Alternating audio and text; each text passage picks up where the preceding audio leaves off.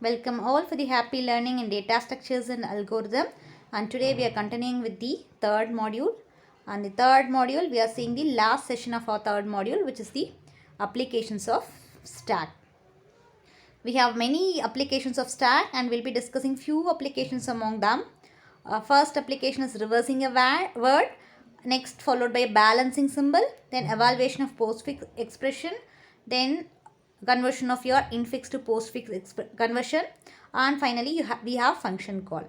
Okay, first we'll discuss about reversing a word. We all know since stack follows LIFO order, that is last and first out, whenever there is an application which needs to reverse a word, we can use this stack data structure. Example, see here we are inserting three numbers. So first I'll be inserting 2. Next will be, so I perform push operation to insert first element 1. Next I perform push operation to insert 2. Next I perform push operation to insert 3. So I have inserted. When I want to reverse it, I do pop operation. When I delete it, what happens? The last inserted element will be deleted first. So 3 will be popped out first, followed by 2, followed by 1. So automatically the given input will be reversed now. So for the application which involves reversing, we can go with stack data structure. Next is balancing symbols. Okay, the next application of stack is balancing symbol. We use the concept of stack here to balance the symbol. When do you say your expression is balanced? To evaluate a function, we all know our C program is case sensitive and there are many syntax to be followed, and one among that is balancing symbols. Okay, we all know when there is no balancing of symbol, a compiler gives us the error message. How this is done actually? By using the concept of stack. What is the concept here is, whenever we give an expression, each and every character will be scanned one by one. Okay, so whenever it finds the opening parenthesis, it pushes an element in the stack. Whenever it finds a closing parenthesis, then it performs a pop operation. There is only two conditions here.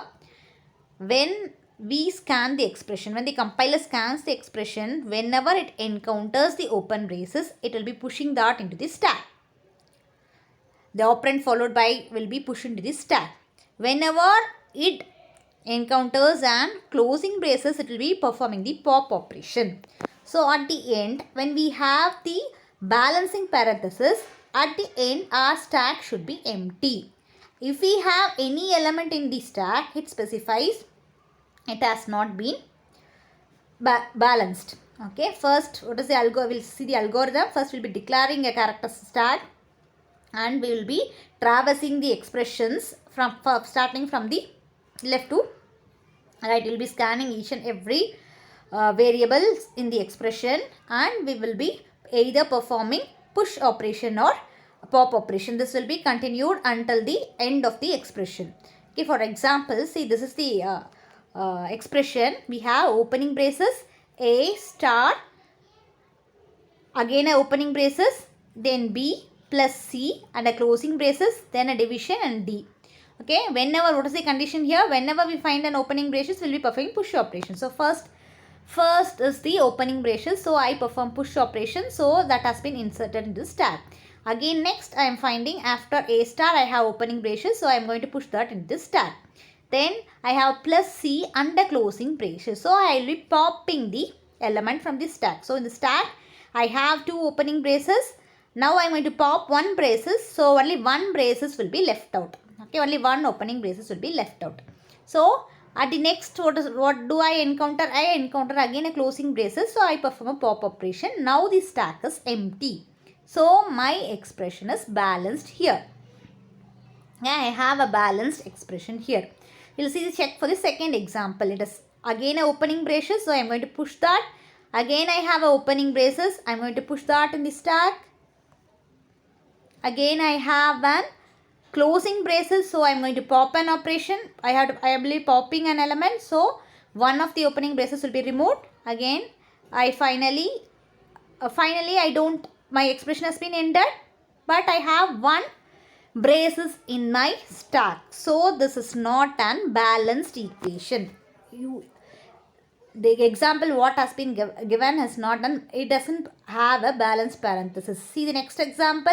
First is an opening braces, so I push that in this stack. Again I have only closing braces.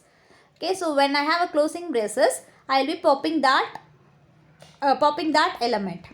Okay, but I have one more closing braces where I don't. Here it experiences the underflow condition. I call pop operation, but there is no element in the stack, so I cannot perform it. So this is also an unbalanced equation. This is an example for the balancing the parenthesis. See, a few more examples has been given. See, we have how many opening braces we have.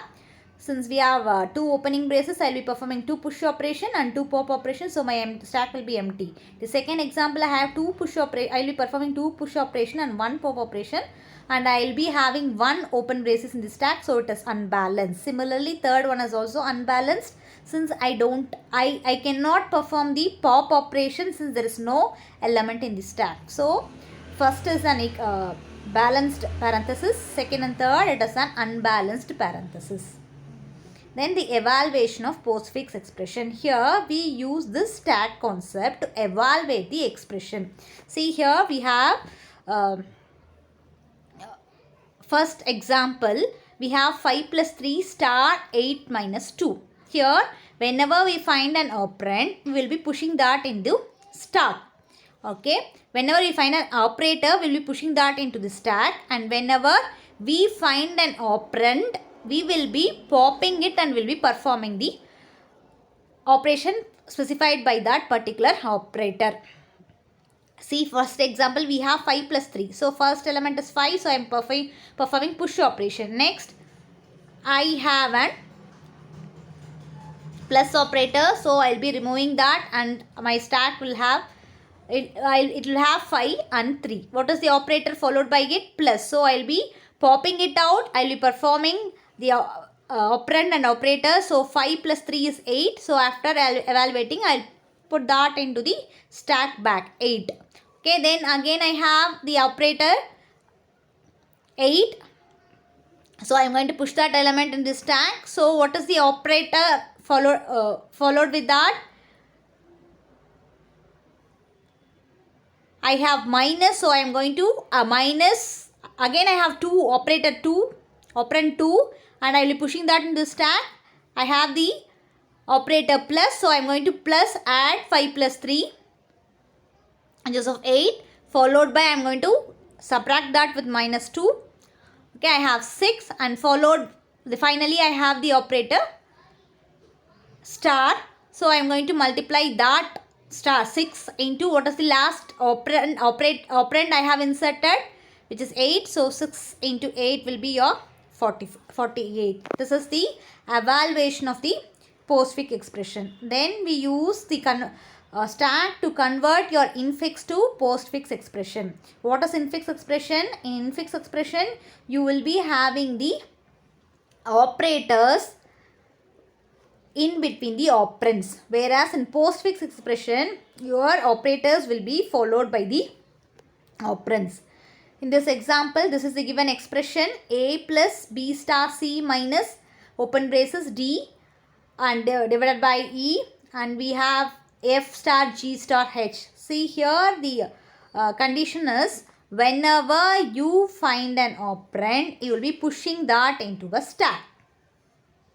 Okay, whenever you find the closing braces, you will be performing the pop operation. See, in this example, first stack will be empty. Since it is an operand, you will be placing that into the stack. Again, it is an operator, so you don't do any you place that operator in the stack. Again, you have a braces, so you place opening braces there. You will be again you find an operand, so you will be popping. So you will be inserting the operator, and you will be deleting the. You will be performing push operation with the operand, and you will be performing pop operator with operators. Okay, while doing so, you will be able to convert your infix expression to the postfix expression. And last application of your stack is function call. So whenever a function is called, we are supposed to have a location to hold this data. Say when one function, there will be several iteration. For each and every iteration function call, we should hold the memory. We need a memory to hold the variables. So for that purpose, we are using a stack concept. Okay, whenever a call is made, all your calling variables and your called variables has to be saved. To save that, we use the concept of stack here. See, here is an example.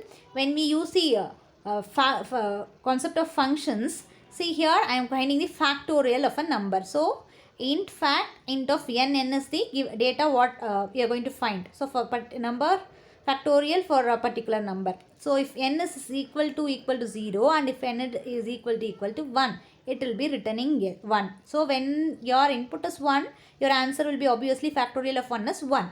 So if it either is 0 or 1, it will be returning 1. Else what you are going to do, you are going to use the formula n into fact n minus 1.